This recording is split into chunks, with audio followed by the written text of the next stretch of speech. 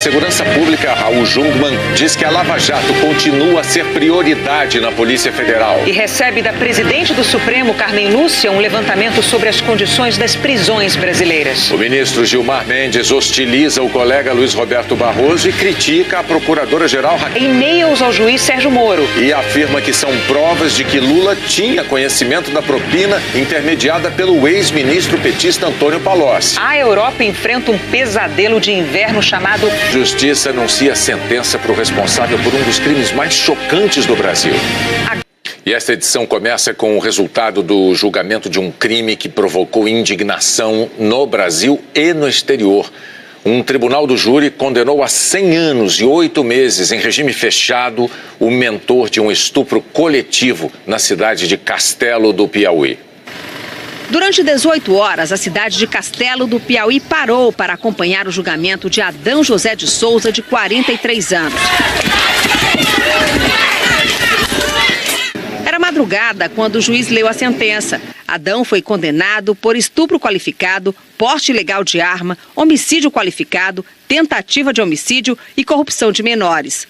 Como o processo corre em segredo de justiça, a imprensa só teve acesso à sala do júri antes de começar a sessão.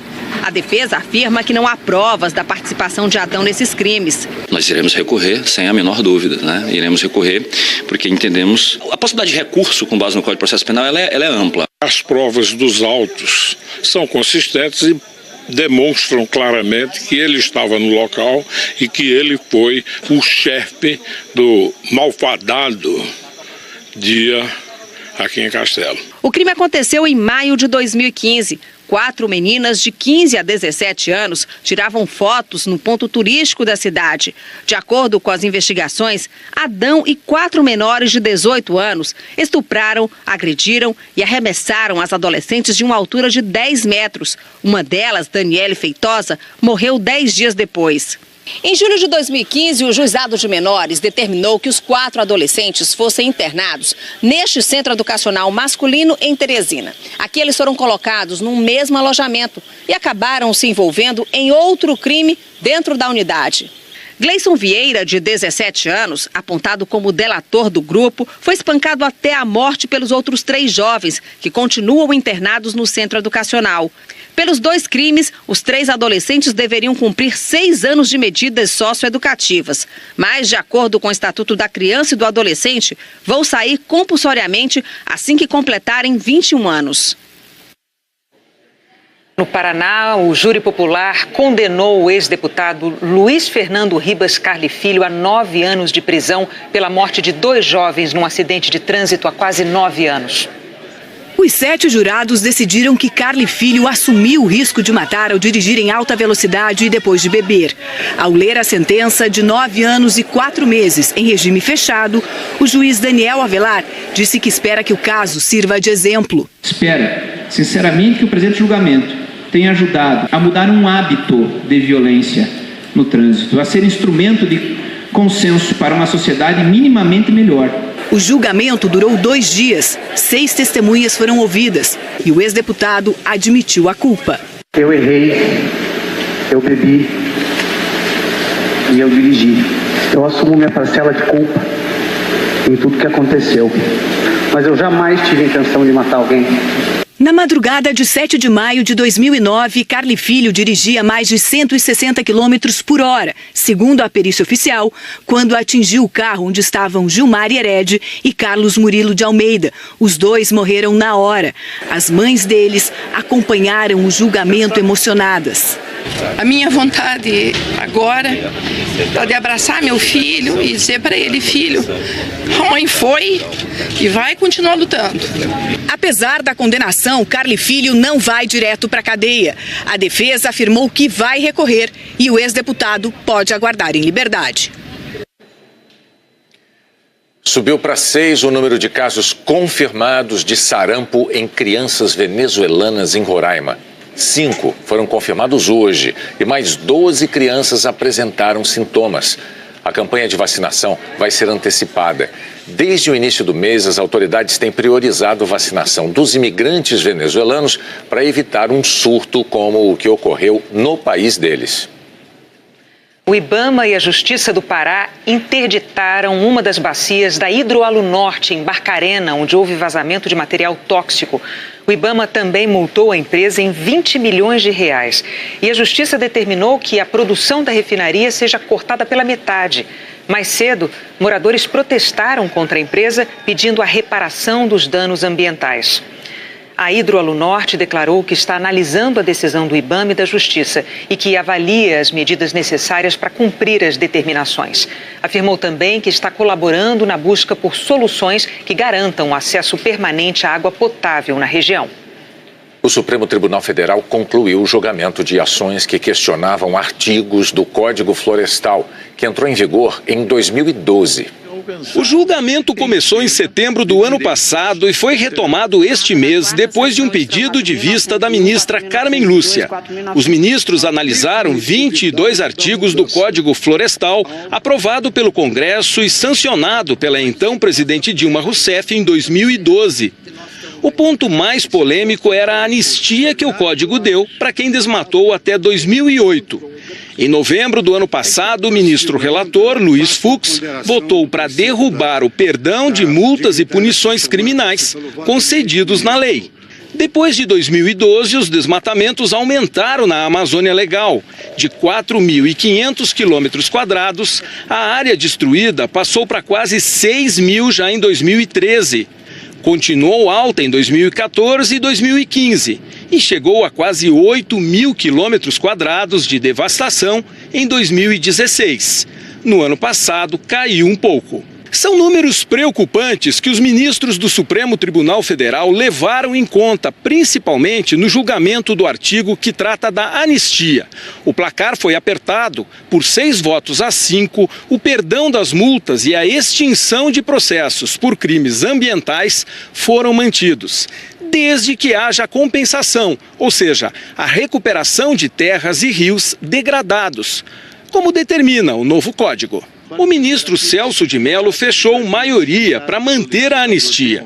Respeita-se o núcleo essencial dos direitos socioambientais, além de induzir, de estimular os agentes que tenham praticado determinados delitos ambientais antes de 22 de julho de 2008 a solver o seu passivo ambiental. Outros 2 pontos polêmicos do novo Código também foram definidos. Quem desmata uma propriedade pode preservar uma área equivalente até mesmo em outro estado, desde que essa área tenha a mesma identidade ecológica da que foi desmatada, ou seja, o mesmo tipo de clima, fauna e flora.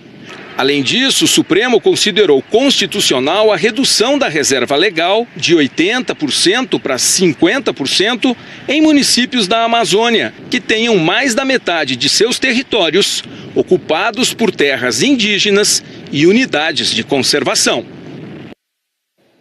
O Instituto Socioambiental avaliou que o Supremo Tribunal Federal fez uma revisão pequena no Código que premia infratores e que cria uma atmosfera que convida ao desmatamento futuro.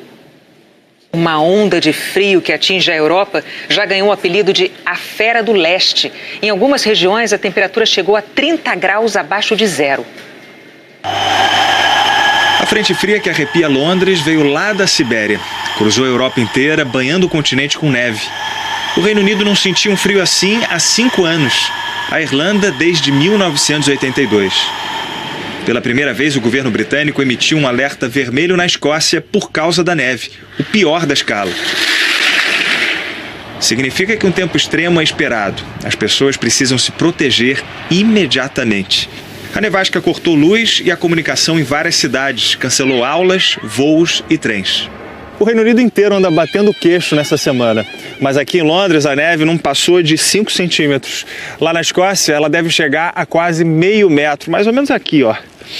Todas as partidas de futebol da Liga Escocesa foram canceladas, mas quem disse que neve acaba com a diversão? O Coliseu de Roma voltou a receber batalhas. Eram gladiadores de todas as idades e raças. A molecada abriu o guarda-neve. Os italianos entenderam que a chamada Fera do Leste sabe matar e ser mansa também. E o calorão aqui no Brasil. Vamos conversar com a Eliana Marques, ela tem a previsão do tempo para todo o país amanhã. Oi, Eliana, boa noite. O que você destaca?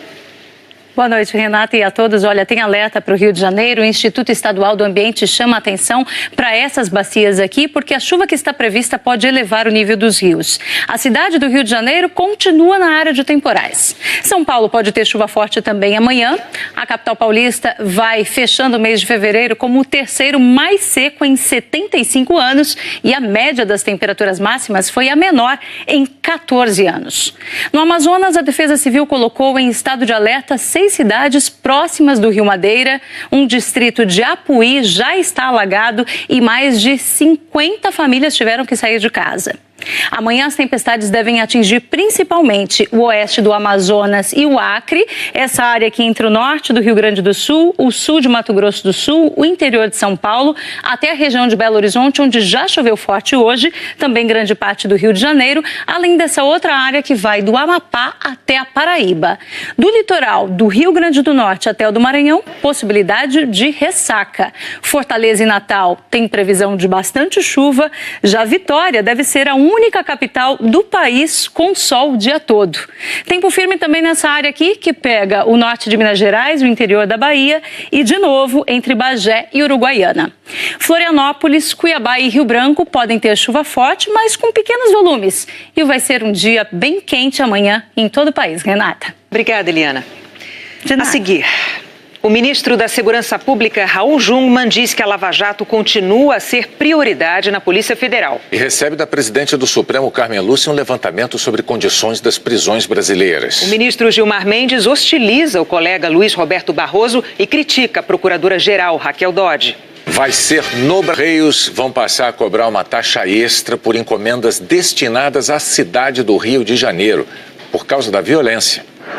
Este é um dos maiores centros de distribuição de encomendas e cartas dos Correios no país. Além dos caminhões, é cada vez maior o movimento de clientes que têm que buscar encomendas aqui. Eles ficam alegando que a carga foi roubada, que vai mandar para outro produto novamente, mas sem sucesso. Carteiros assaltados, caminhões atacados por bandidos. Os Correios já escolhem quem recebe e quem não recebe cartas e encomendas no Rio, com base nos endereços considerados de risco. O próprio site da empresa mostra os CEPs com restrição. Na minha área não entrega, não.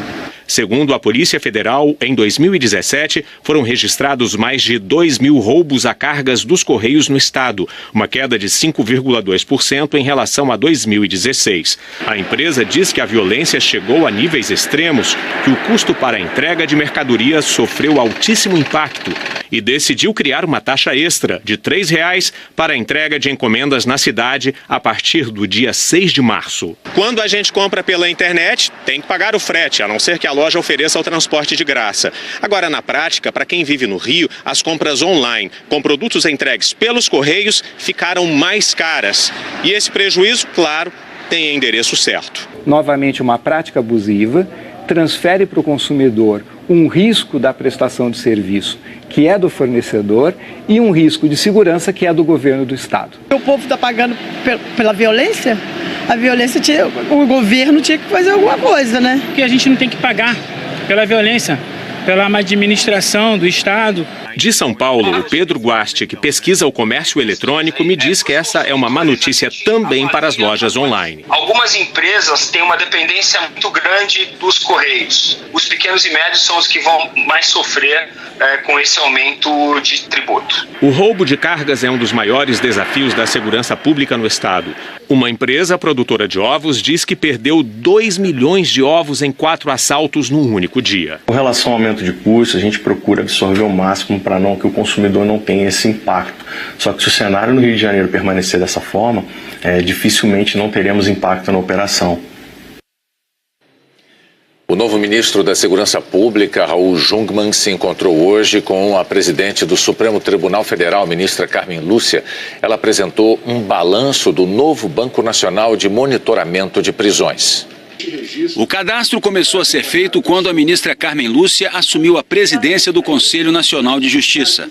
Será uma ferramenta fundamental no planejamento da segurança nos estados e municípios. Pela primeira vez, o Brasil vai saber com precisão o número de presos por estado, o motivo da prisão, os mandados que já foram cumpridos, os que estão pendentes, quem está foragido, o tempo que o condenado passou no sistema. Até o fim de maio, os tribunais de justiça de todos os estados terão que concluir o envio dos dados. Até agora foi feito o registro de mais de 41 mil presos em 8 estados. A maior parte aguarda julgamento. São presos provisórios. Roraima, onde 31 presos morreram numa rebelião dentro de um presídio no início do ano passado, é o único estado que concluiu a tarefa.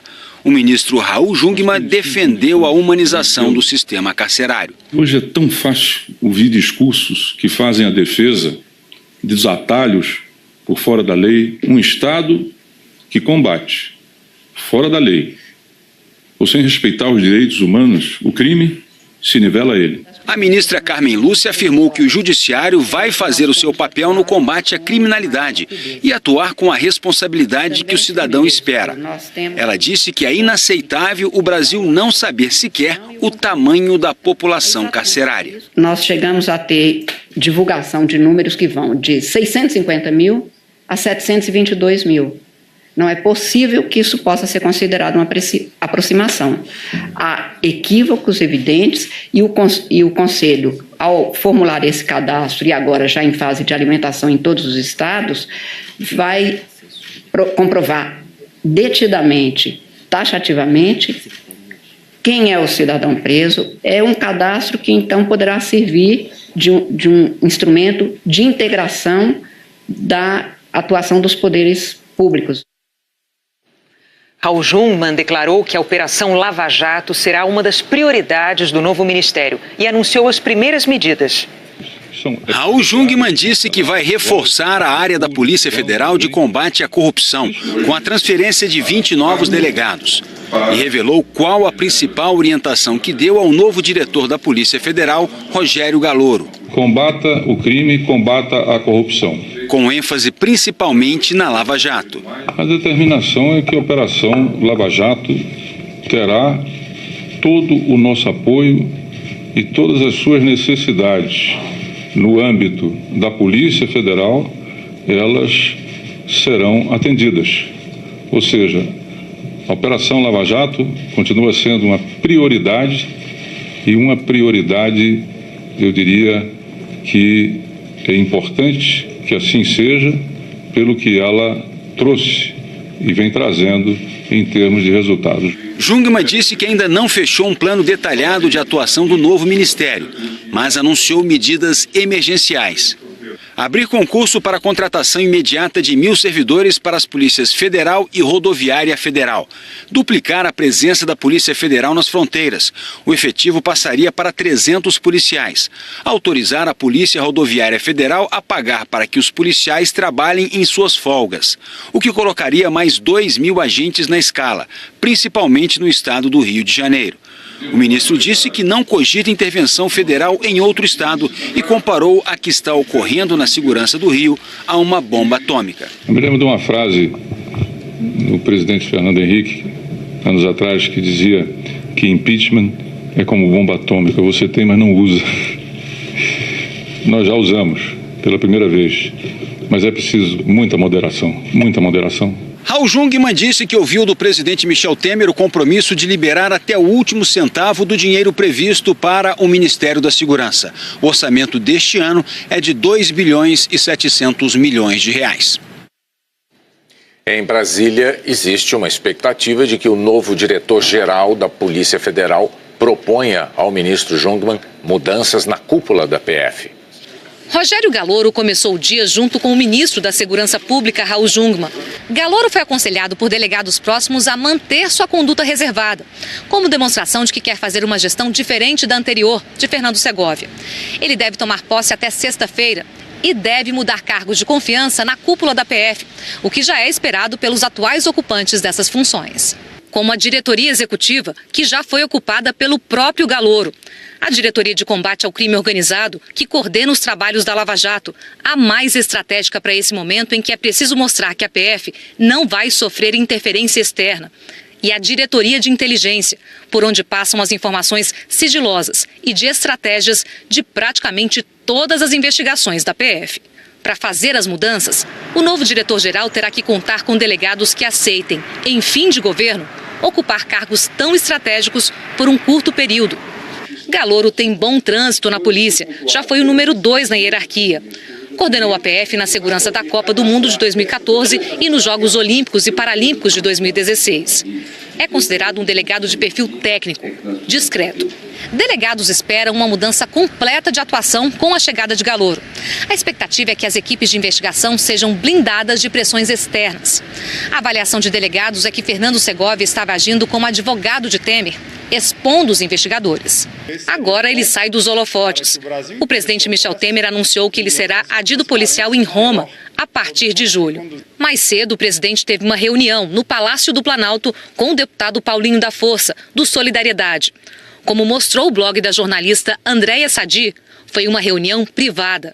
O encontro ocorreu dias após a revelação de que Ricardo Saldi, ex-executivo da JF, disse à Polícia Federal que o deputado contou que Temer teria uma fazenda no interior de São Paulo, em nome do ex-coronel da PM, João Batista Lima.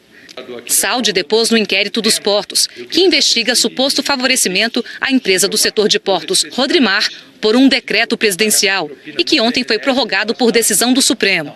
O deputado nega ter dito que a fazenda era do presidente e disse que não tratou com Temer sobre o depoimento de Saldi à Polícia Federal. O presidente Michel Temer e a empresa Rodrimar têm negado qualquer irregularidade na edição do decreto.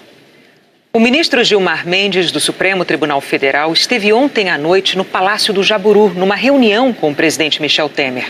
Numa entrevista à repórter Andréa Sadi, Gilmar Mendes falou sobre esse encontro e também hostilizou o colega no Supremo, o ministro Luiz Roberto Barroso, e criticou a procuradora-geral da República, Raquel Dodge. O ministro Barroso reagiu às declarações de Gilmar Mendes. O ministro Gilmar Mendes chegou ao Palácio do Jaburu perto das 8 horas da noite de ontem. Hoje pela manhã, Gilmar Mendes contou em entrevista exclusiva qual foi o assunto discutido no Jaburu. Disse que o novo ministro extraordinário da Segurança, Raul Jungmann, estava presente na conversa com o presidente Temer e que a conversa foi sobre segurança pública e assuntos gerais. Gilmar Mendes também falou da demissão de Fernando Segovia, o diretor-geral da Polícia Federal, que foi tirado do cargo ontem por Jungmann. Disse que na avaliação dele, a forma da demissão foi um pouco desajeitada, mas reconheceu que Segovia tinha perdido sim as condições de continuar no comando da PF. Na entrevista, o ministro fez críticas à Procuradora-Geral da República, Raquel Dodge, e ao colega dele aqui no Supremo, Luiz Roberto Barroso. Raquel Dodge havia pedido que Fernando Segovia fosse afastado das funções se continuasse a interferir no inquérito dos portos, que apura se Michel Temer editou um decreto para beneficiar a empresa Rodrimar, que atua no Porto de Santos, em troca de propina. Esse inquérito corre no Supremo e o relator é o ministro Luiz Roberto Barroso. Sobre Raquel Dodge, Gilmar Mendes disse: "Por que a Raquel não faz nada? Estou falando isso que sou amigo dela. Por que ela não faz nada com os outros que vivem falando aí? O Dallagnol está na mídia toda hora." A Procuradoria-Geral da República não quis comentar as declarações de Gilmar Mendes. Deltan Dallagnol é procurador da Força Tarefa da Lava Jato em Curitiba. Ele também não quis comentar. Sobre o ministro Barroso, Gilmar Mendes disse: "O Barroso não sabe o que é alvará de soltura. Fala pelos cotovelos, antecipa julgamento.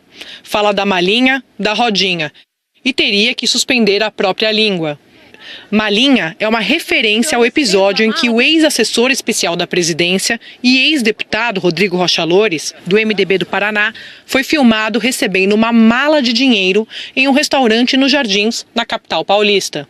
Procurado, o ministro Luiz Roberto Barroso respondeu o seguinte: "Jamais antecipei julgamento, nem falo sobre política. Eu vivo para o bem e para aprimorar as instituições. Sou um juiz independente que quer ajudar a construir um país melhor e maior. Acho que o direito deve ser igual para ricos e para pobres, e não é feito para proteger amigos e perseguir inimigos. Não frequento palácios, não troco mensagens amistosas com réus e não vivo para ofender as pessoas.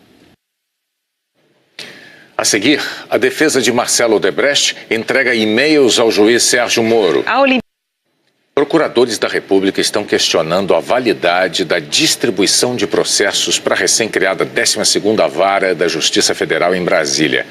Ela vai cuidar de casos de corrupção e recebeu processos que já estavam em andamento. A representação foi encaminhada ao Tribunal Regional Federal da Primeira Região. Foi o tribunal que decidiu criar mais uma vara especializada em crimes de lavagem de dinheiro e de organização criminosa em Brasília e fazer uma redistribuição dos processos. A ideia era dividir a carga de trabalho, mas por sorteio, 16 processos importantes relacionados ao ex-presidente Lula, ao ex-ministro Gedel Vieira Lima e ao ex-deputado Eduardo Cunha foram transferidos da 10ª para a 12ª Vara Federal Criminal. E muitos já estavam bem adiantados, com audiências realizadas e perto da sentença do juiz. Os procuradores querem que esses casos voltem para a 10ª Vara. Eles afirmam que, de acordo com as normas definidas pelo tribunal, processos como interrogatórios ou audiências marcadas não deveriam ser redistribuídos. Além disso, ainda segundo os procuradores, outras 200 ações penais que estavam menos adiantadas, a maioria sem audiências marcadas, não foram transferidas. A 8ª turma do Tribunal Regional Federal da 4ª Região em Porto Alegre negou um pedido da defesa do ex-presidente Lula para afastar o juiz Sérgio Moro da condução do processo sobre um terreno em São Paulo e um apartamento em São Bernardo. Os advogados alegavam que Moro se tornou suspeito ao participar de uma palestra durante um evento promovido pela Petrobras e que deu conselhos à estatal, que funciona como assistente de acusação em diversas ações da Lava Jato. Os 3 desembargadores consideraram que a palestra, aberta ao público, não teve relação com os processos. Os advogados do ex-presidente afirmaram que vão recorrer e que a decisão é incompatível com a lei que estabelece que um juiz será considerado suspeito se tiver aconselhado qualquer uma das partes.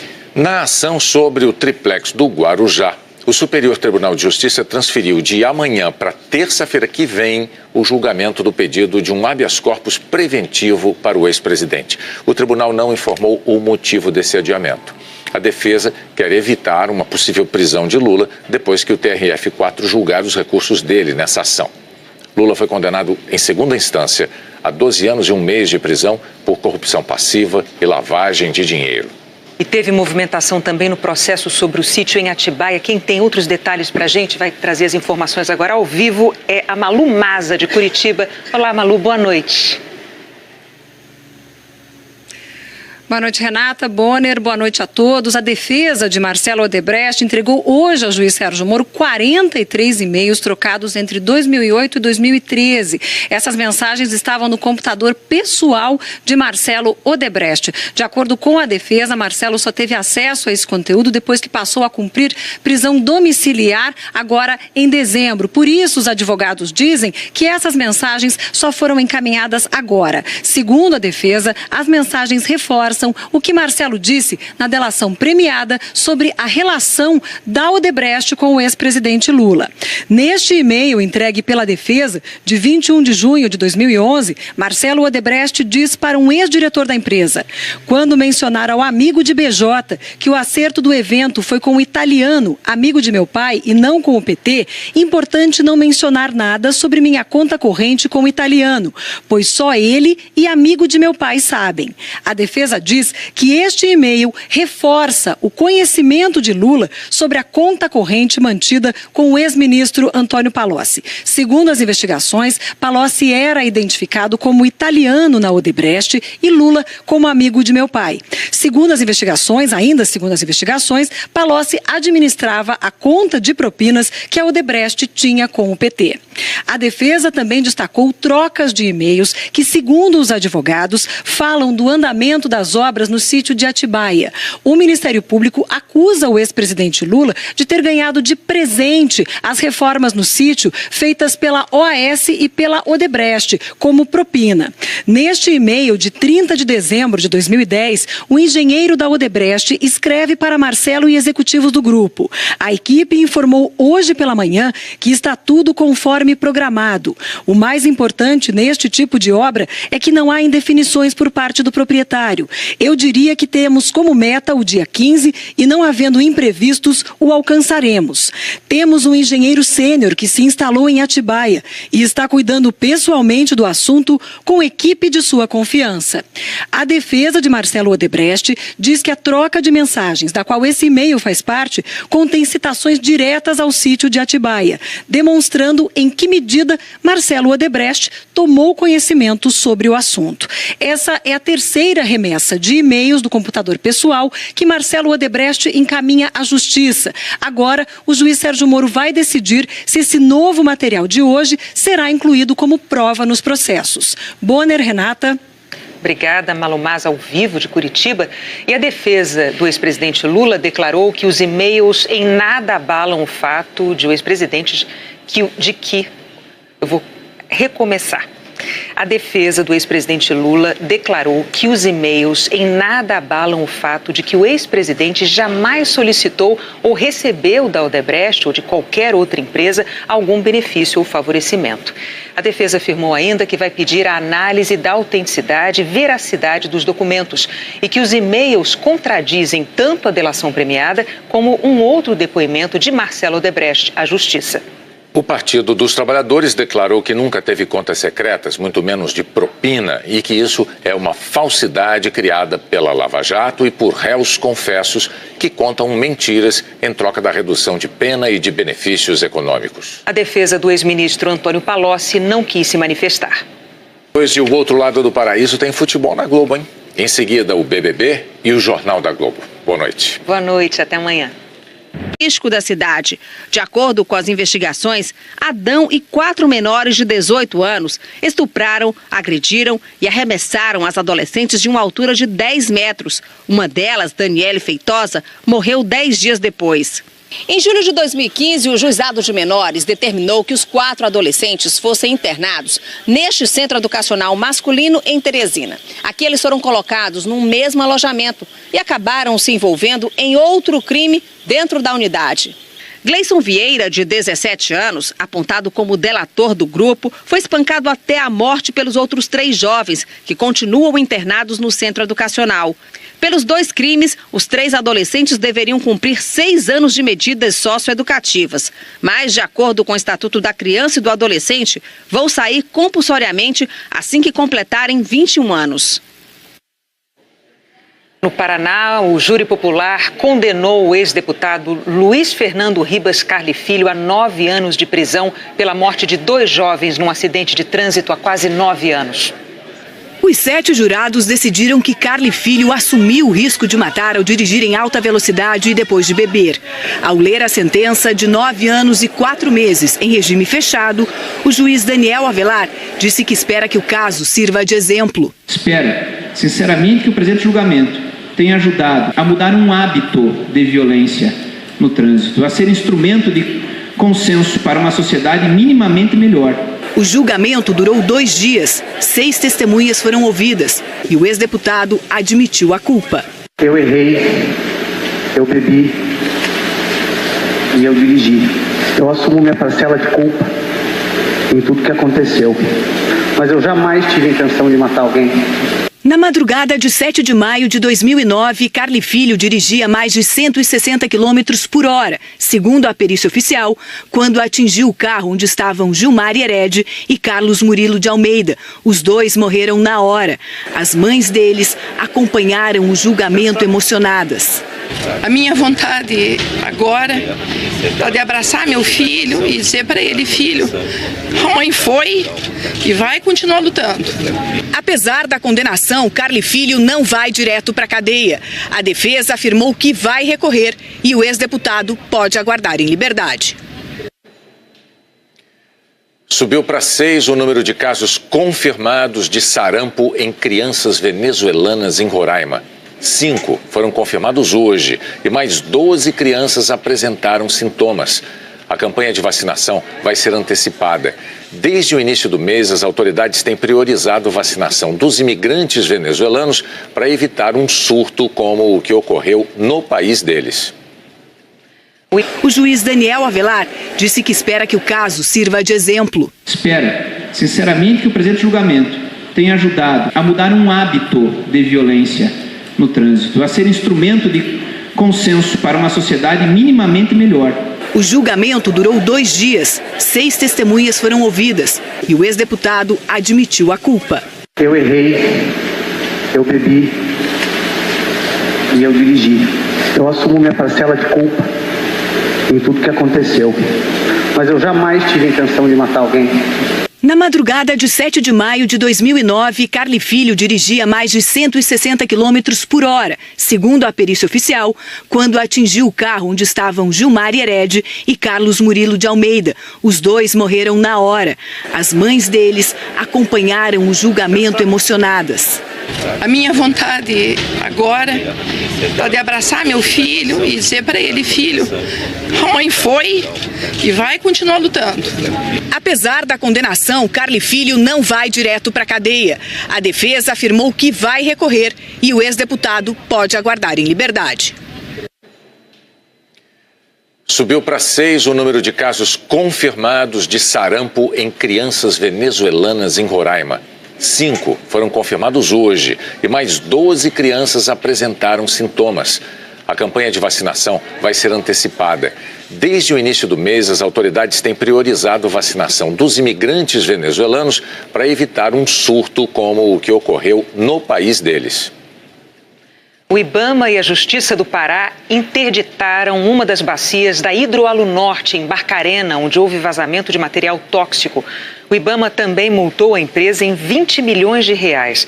E a Justiça determinou que a produção da refinaria seja cortada pela metade. Mais cedo, moradores protestaram contra a empresa, pedindo a reparação dos danos ambientais. A Hidroalunorte declarou que está analisando a decisão do IBAMA e da Justiça e que avalia as medidas necessárias para cumprir as determinações. Afirmou também que está colaborando na busca por soluções que garantam acesso permanente à água potável na região. O Supremo Tribunal Federal concluiu o julgamento de ações que questionavam artigos do Código Florestal, que entrou em vigor em 2012. O julgamento começou em setembro do ano passado e foi retomado este mês depois de um pedido de vista da ministra Carmen Lúcia. Os ministros analisaram 22 artigos do Código Florestal, aprovado pelo Congresso e sancionado pela então presidente Dilma Rousseff em 2012. O ponto mais polêmico era a anistia que o Código deu para quem desmatou até 2008. Em novembro do ano passado, o ministro relator, Luiz Fux, votou para derrubar e continuar a se interferir no inquérito dos portos, que apura se Michel Temer editou um decreto para beneficiar a empresa Rodrimar, que atua no Porto de Santos, em troca de propina. Esse inquérito corre no Supremo e o relator é o ministro Luiz Roberto Barroso. Sobre Raquel Dodge, Gilmar Mendes disse: por que a Raquel não faz nada? Estou falando isso que sou amigo dela. Por que ela não faz nada com os outros que vivem falando aí? O Dallagnol está na mídia toda hora. A Procuradoria-Geral da República não quis comentar as declarações de Gilmar Mendes. Deltan Dallagnol é procurador da Força Tarefa da Lava Jato em Curitiba. Ele também não quis comentar. Sobre o ministro Barroso, Gilmar Mendes disse: o Barroso não sabe o que é alvará de soltura. Fala pelos cotovelos, antecipa julgamento. Fala da malinha, da rodinha. E teria que suspender a própria língua. Malinha é uma referência ao episódio em que o ex-assessor especial da presidência e ex-deputado Rodrigo Rocha Loures, do MDB do Paraná, foi filmado recebendo uma mala de dinheiro em um restaurante nos Jardins, na capital paulista. Procurado, o ministro Luiz Roberto Barroso respondeu o seguinte: jamais antecipei julgamento, nem falo sobre política. Eu vivo para o bem e para aprimorar as instituições. Sou um juiz independente que quer ajudar a construir um país melhor e maior. Acho que o direito deve ser igual para ricos e para pobres, e não é feito para proteger amigos e perseguir inimigos. Não frequento palácios, não troco mensagens amistosas com réus e não vivo para ofender as pessoas. A seguir, a defesa de Marcelo Odebrecht entrega e-mails ao juiz Sérgio Moro. Procuradores da República estão questionando a validade da distribuição de processos para a recém-criada 12ª Vara da Justiça Federal em Brasília. Ela vai cuidar de casos de corrupção e recebeu processos que já estavam em andamento. A representação foi encaminhada ao Tribunal Regional Federal da Primeira Região. Foi o tribunal que decidiu criar mais uma vara especializada em crimes de lavagem de dinheiro e de organização criminosa em Brasília e fazer uma redistribuição dos processos. A ideia era dividir a carga de trabalho. Mas, por sorteio, 16 processos importantes relacionados ao ex-presidente Lula, ao ex-ministro Gedel Vieira Lima e ao ex-deputado Eduardo Cunha foram transferidos da 10ª para a 12ª Vara Federal Criminal. E muitos já estavam bem adiantados, com audiências realizadas e perto da sentença do juiz. Os procuradores querem que esses casos voltem para a 10ª Vara. Eles afirmam que, de acordo com as normas definidas pelo tribunal, processos como interrogatórios ou audiências marcadas não... E o relator é o ministro Luiz Roberto Barroso. Sobre Raquel Dodge, Gilmar Mendes disse: por que a Raquel não faz nada? Tô falando isso que sou amigo dela. Por que ela não faz nada com os outros que vivem falando aí? O Dallagnol tá na mídia toda hora. A Procuradoria-Geral da República não quis comentar as declarações de Gilmar Mendes. Deltan Dallagnol é procurador da Força Tarefa da Lava Jato em Curitiba. Ele também não quis comentar. Sobre o ministro Barroso, Gilmar Mendes disse: o Barroso não sabe o que é alvará de soltura. Fala pelos cotovelos, antecipa julgamento. Fala da malinha, da rodinha. E teria que suspender a própria língua. Malinha é uma referência ao episódio em que o ex-assessor especial da presidência e ex-deputado Rodrigo Rocha Loures, do MDB do Paraná, foi filmado recebendo uma mala de dinheiro em um restaurante nos Jardins, na capital paulista. Procurado, o ministro Luiz Roberto Barroso respondeu o seguinte: jamais antecipei julgamento, nem falo sobre política. Eu vivo para o bem e para aprimorar as instituições. Sou um juiz independente que quer ajudar a construir um país melhor e maior. Acho que o direito deve ser igual para ricos e para pobres, e não é feito para proteger amigos e perseguir inimigos. Não frequento palácios, não troco mensagens amistosas com réus e não vivo para ofender as pessoas. A seguir, a defesa de Marcelo Odebrecht entrega e-mails ao juiz Sérgio Moro. Procuradores da República estão questionando a validade da distribuição de processos para a recém-criada 12ª Vara da Justiça Federal em Brasília. Ela vai cuidar de casos de corrupção e recebeu processos que já estavam em andamento. A representação foi encaminhada ao Tribunal Regional Federal da Primeira Região. Foi o tribunal que decidiu criar mais uma vara especializada em crimes de lavagem de dinheiro e de organização criminosa em Brasília e fazer uma redistribuição dos processos. A ideia era dividir a carga de trabalho. Mas, por sorteio, 16 processos importantes relacionados ao ex-presidente Lula, ao ex-ministro Gedel Vieira Lima e ao ex-deputado Eduardo Cunha foram transferidos da 10ª para a 12ª Vara Federal Criminal. E muitos já estavam bem adiantados, com audiências realizadas e perto da sentença do juiz. Os procuradores querem que esses casos voltem para a 10ª Vara. Eles afirmam que, de acordo com as normas definidas pelo tribunal, processos como interrogatórios ou audiências marcadas não deveriam ser redistribuídos. Além disso, ainda segundo os procuradores, outras 200 ações penais que estavam menos adiantadas, a maioria sem audiências marcadas, não foram transferidas. E foi retomado este mês depois de um pedido de vista da ministra Carmen Lúcia. Os ministros analisaram 22 artigos do Código Florestal, aprovado pelo Congresso e sancionado pela então presidente Dilma Rousseff em 2012. O ponto mais polêmico era a anistia que o Código deu para quem desmatou até 2008. Em novembro do ano passado, o ministro relator, Luiz Fux, votou para derrubar o perdão de multas e punições criminais concedidos na lei. Depois de 2012, os desmatamentos aumentaram na Amazônia Legal. De 4.500 quilômetros quadrados, a área destruída passou para quase 6.000 já em 2013. Continuou alta em 2014 e 2015 e chegou a quase 8.000 quilômetros quadrados de devastação em 2016. No ano passado, caiu um pouco. São números preocupantes que os ministros do Supremo Tribunal Federal levaram em conta, principalmente no julgamento do artigo que trata da anistia. O placar foi apertado. Por 6-5, o perdão das multas e a extinção de processos por crimes ambientais foram mantidos, desde que haja compensação, ou seja, a recuperação de terras e rios degradados, como determina o novo Código. O ministro Celso de Mello fechou maioria para manter a anistia. Respeita-se o núcleo essencial dos direitos socioambientais, além de induzir, de estimular os agentes que tenham praticado determinados delitos ambientais antes de 22 de julho de 2008 a solver o seu passivo ambiental. Outros 2 pontos polêmicos do novo Código também foram definidos. Quem desmata uma propriedade pode preservar uma área equivalente até mesmo em outro estado, desde que essa área tenha a mesma identidade ecológica da que foi desmatada, ou seja, o mesmo tipo de clima, fauna e flora.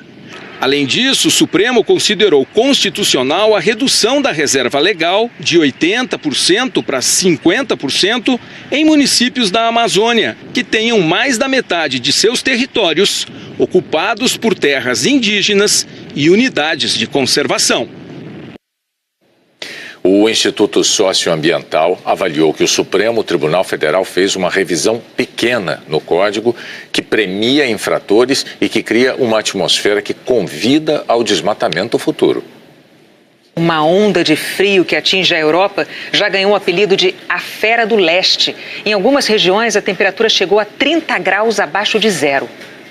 A frente fria que arrepia Londres veio lá da Sibéria. Cruzou a Europa inteira. A Procuradora-Geral da República, Raquel Dodge, e ao colega dele, aqui no Supremo, Luiz Roberto Barroso. Raquel Dodge havia pedido que Fernando Segovia fosse afastado das funções se continuasse a interferir no inquérito dos portos, que apura se Michel Temer editou um decreto para beneficiar a empresa Rodrimar, que atua no Porto de Santos, em troca de propina. Esse inquérito corre no Supremo e o relator é o ministro Luiz Roberto Barroso. Sobre Raquel Dodge, Gilmar Mendes disse: "Por que a Raquel não faz nada? Tô falando isso que sou amigo dela. Por que ela não faz nada com os outros que vivem falando aí? O Dallagnol tá na mídia toda hora." A Procuradoria-Geral da República não quis comentar as declarações de Gilmar Mendes. Deltan Dallagnol é procurador da Força Tarefa da Lava Jato em Curitiba. Ele também não quis comentar. Sobre o ministro Barroso, Gilmar Mendes disse: "O Barroso não sabe o que é alvará de soltura. Fala pelos cotovelos, antecipa julgamento. Fala da malinha, da rodinha. E teria que suspender a própria língua."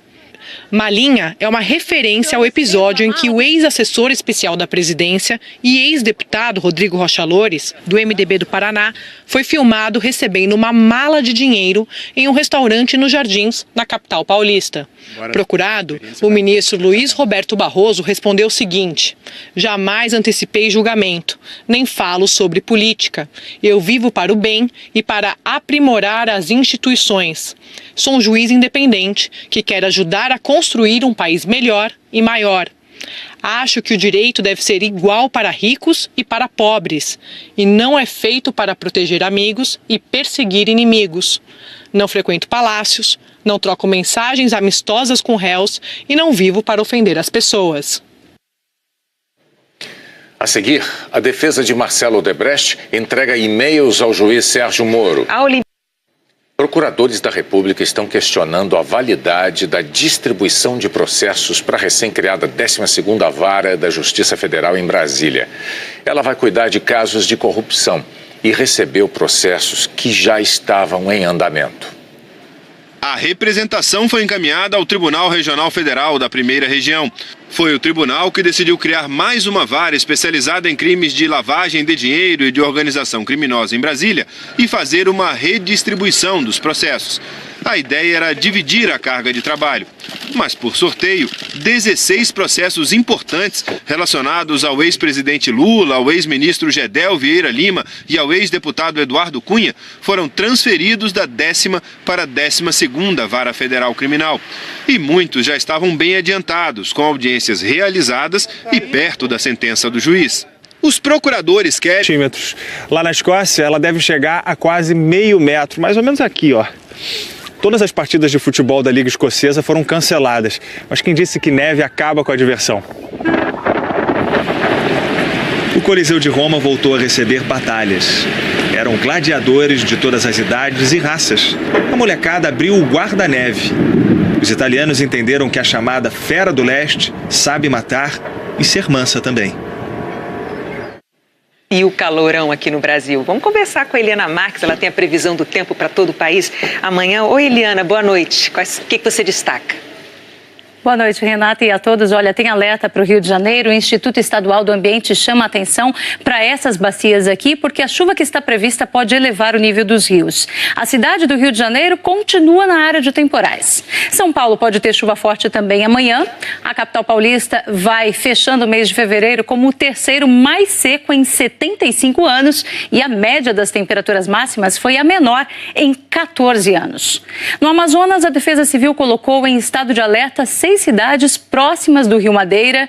Um distrito de Apuí já está alagado e mais de 50 famílias tiveram que sair de casa. Amanhã as tempestades devem atingir principalmente o oeste do Amazonas e o Acre, essa área aqui entre o norte do Rio Grande do Sul, o sul de Mato Grosso do Sul, o interior de São Paulo, até a região de Belo Horizonte, onde já choveu forte hoje, também grande parte do Rio de Janeiro, além dessa outra área que vai do Amapá até a Paraíba. Do litoral do Rio Grande do Norte até o do Maranhão, possibilidade de ressaca. Fortaleza e Natal tem previsão de bastante chuva, já Vitória deve ser a única capital do país com sol o dia todo. Tempo firme também nessa área aqui, que pega o norte de Minas Gerais, o interior da Bahia e, de novo, entre Bagé e Uruguaiana. Florianópolis, Cuiabá e Rio Branco podem ter chuva forte, mas com pequenos volumes. E vai ser um dia bem quente amanhã em todo o país, Renata. Obrigada, Eliana. A seguir... O ministro da Segurança Pública, Raul Jungmann, diz que a Lava Jato continua a ser prioridade na Polícia Federal. E recebe da presidente do Supremo, Carmen Lúcia, um levantamento sobre condições das prisões brasileiras. O ministro Gilmar Mendes hostiliza o colega Luiz Roberto Barroso e critica a procuradora-geral, Raquel Dodge. Vai ser no Correios, vão passar a cobrar uma taxa extra por encomendas destinadas à cidade do Rio de Janeiro, por causa da violência. Este é um dos maiores centros de distribuição de encomendas e cartas dos Correios no país. Além dos caminhões, é cada vez maior o movimento de clientes que têm que buscar encomendas aqui. Eles ficam alegando que a carga foi roubada, que vai mandar para outro produto novamente, mas sem sucesso. Carteiros assaltados, caminhões atacados por bandidos. Os Correios